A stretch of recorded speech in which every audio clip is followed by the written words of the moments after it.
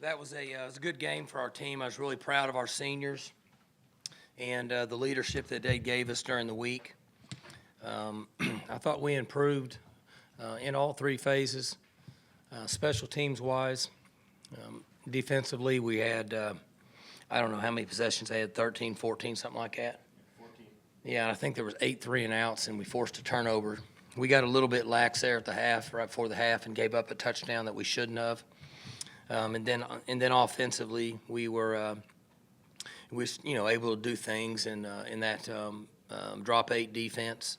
We're getting a little bit better at it each week in identifying different ways to attack it and move the football and score. So I was proud of our team today. It was a great accomplishment, great day for the seniors.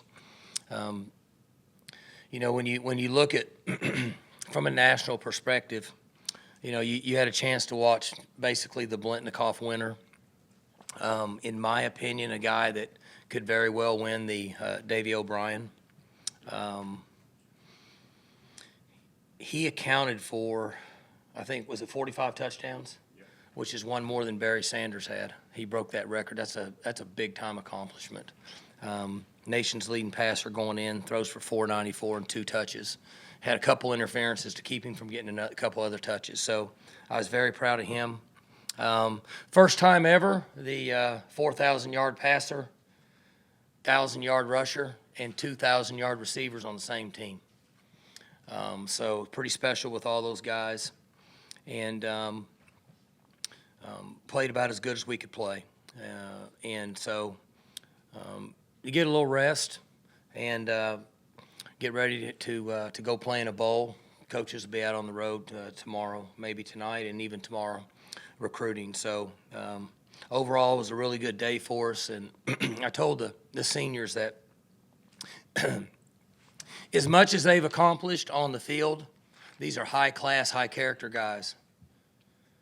And you could walk outside this stadium and ask 20 fans what OSU's record was in 2006, 2008, and 2004, and I doubt that more than one or two of them could tell you.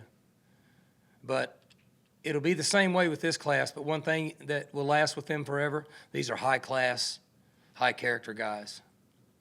And that's who they are. They have developed this culture, and the young players need to watch and learn from them. So as a coaching staff, we couldn't be any more proud of what those guys have accomplished and what they stand for. The fans, the administration, and everybody involved should feel the same way because they're first-class guys. And at some point, you look back and you think that you got to spend a lot of time with guys that do things right. They work as hard as they can. They give their bodies up. We push them, and we push them, and we push them, and they keep doing it. So as you can tell, I'm very proud of them. I wouldn't trade them for anybody. I'm looking forward to spending another month with them and then playing in a bowl game. Been through your share of senior days, but is there something different about sending off a multi-year starting quarterback like Mason? Well, this group is hard. Every year it's hard. As I get older, I get a little more emotional. Just being, you never know when it's going to end. So when you see those guys move on that have been with us, and the character and the class is important. And when you have a group like those guys, it's just tough to see them go.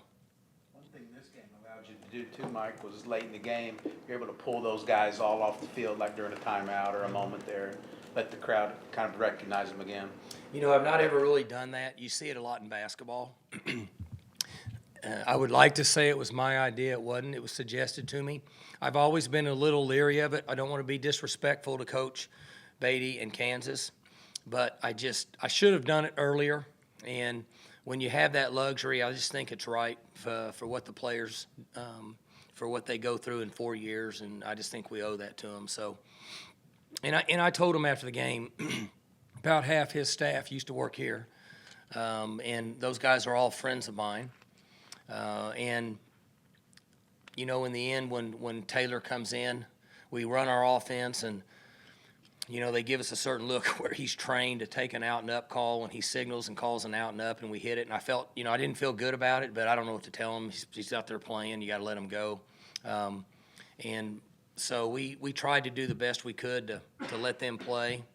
And we had a number of other walk-ons that were able to get in the game, stop the game, bring them out, and let those other young men get in and play that are very important to the organization.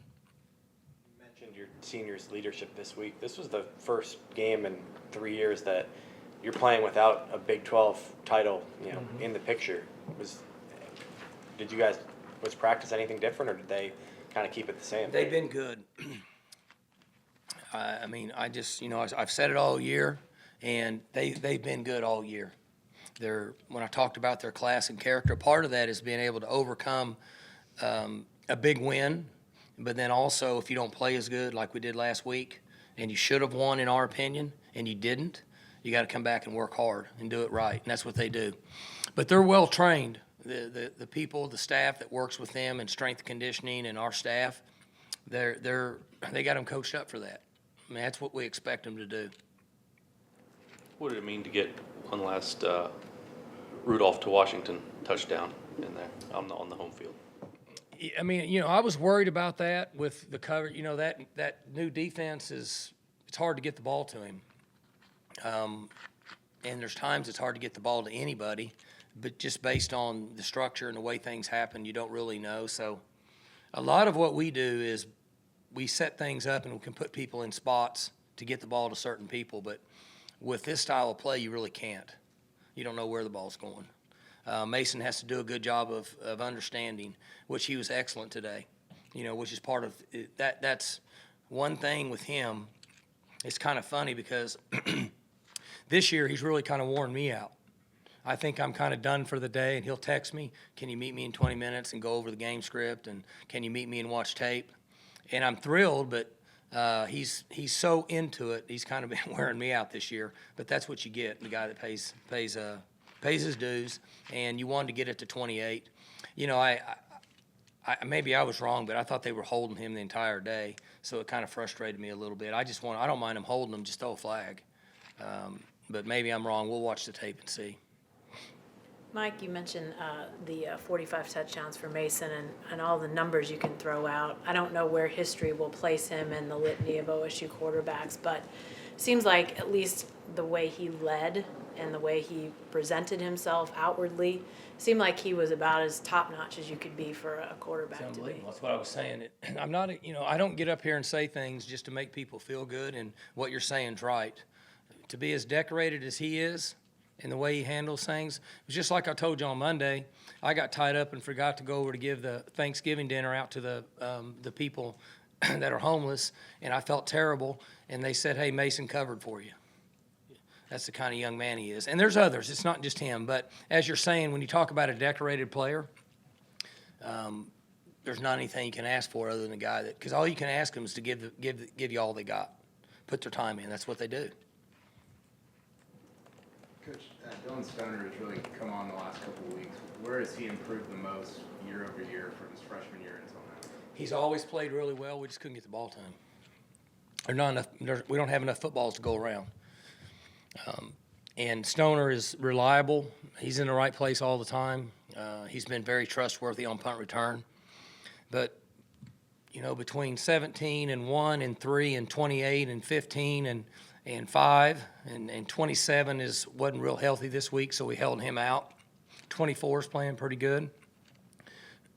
We don't really have enough footballs to go around, but he's been playing very well, and he's a good one. We like to take a lot like him. Mike, you've been complimentary of your crowds all year long. Would you have liked to have seen a bigger house today to send out those guys? Yeah, they missed a heck of a show. That's their choice, and I'm good with that. And I said it at the Monday press conference that, if you want to have an impact in the organization, you come and show up and yell loud and whatever. There's a lot of soccer, there's a lot of fall baseball, there's a lot of dance, there's a lot of things going on this time of year for families, and so I understand that. And sometimes it's an early morning game, it's not easy. But Anybody that thought about coming and didn't missed a heck of a show. There's only so many times you get to see guys like that play. They're pretty special. You know, the guy's going to win the Blintnikoff, and the other guy might win the Davy O'Brien. Pretty special. So I'm not down on them, but you missed a heck of a show. Obviously, a lot of attention on the seniors on the offensive side. Talk about Trey and Brown, 4-year starters on the defense, and then even a transfer and Whitener on the defensive side that have been such staples in that defense. Yeah, you know that those guys get overlooked and almost justifiable, but based on the offensive firepower. But you know that's why we called the timeout was to give them the same opportunity. You know, a guy like Chad Whitener that's played essentially injured and hurt for 2 years. Well, all of them really, but they're class guys. They're the same. I mean, you can't get better people. And he goes right down the list. You know, all their personalities are what make them special. Like you have Whitener, and then you have Ramon.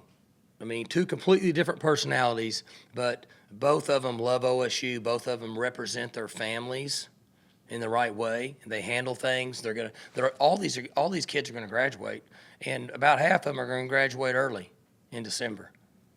As I said, you know, our APR this year is 1,000.